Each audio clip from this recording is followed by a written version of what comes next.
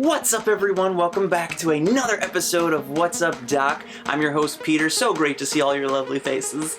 Except, you can only see me. It's a one-way thing.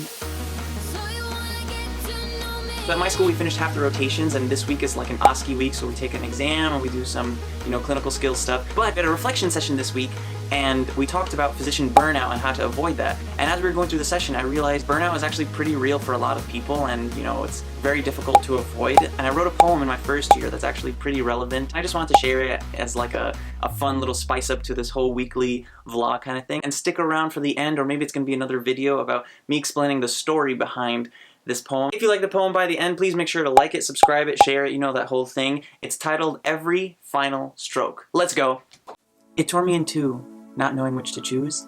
I wanted to stand out, but the risk, what I'd lose, I cannot. 'Twas my MCAS application and my personal inclination to share the story of my statement via stanzas and rhymes and then payment, submit.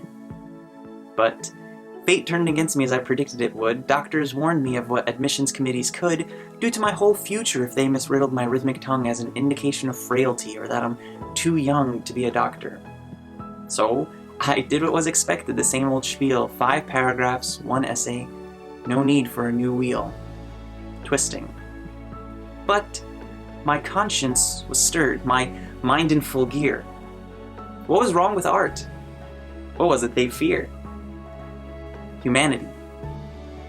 Would it be a silly question, or rather a confession, to say that my impression of our profession is that we have an obsession with healing humanity, yet being told poetry could harm me in actuality is inhumane?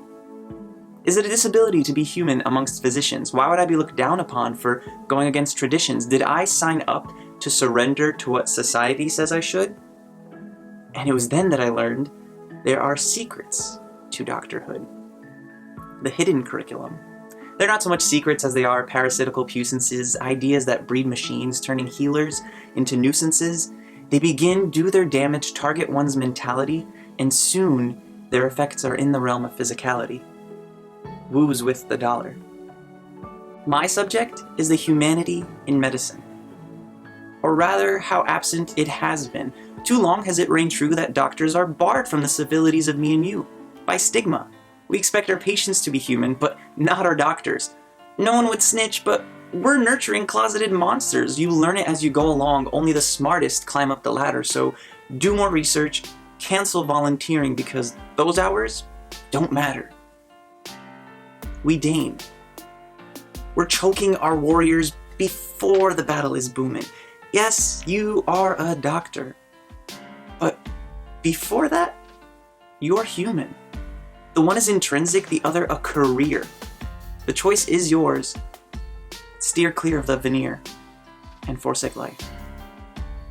We need to qualify this truth. Too many lose touch with earth because their minds are locked on the next surgery, the next birth, the next godlike expectation, which they do fulfill, and so claim their title as a divine idol with their own Bible and group of disciples because they restored someone's vitals.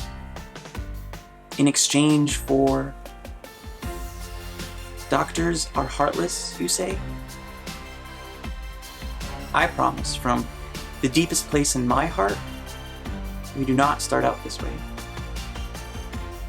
This artificial system rewards science and not art, so we do what is necessary to set ourselves apart. A heartless shell. I'm calling you out, you demons of health, tricking healers to forsake leisure in exchange for wealth. You've got a firm grip on the entire field, I know, but in the name of all that is holy, we will work to let you go. Wishing for a redo button. Dear audience, I cry out on behalf of the silent and pray I do not offend.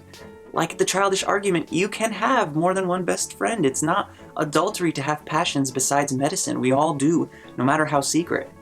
All we have left, though, is the money you pay us for the sacrifices you demand we frequent before we sold ourselves.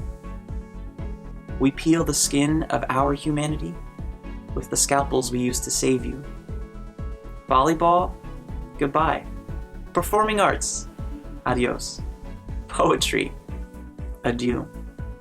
Numbers have come to define us more than our humanity, so this summer get published if you want a better residency.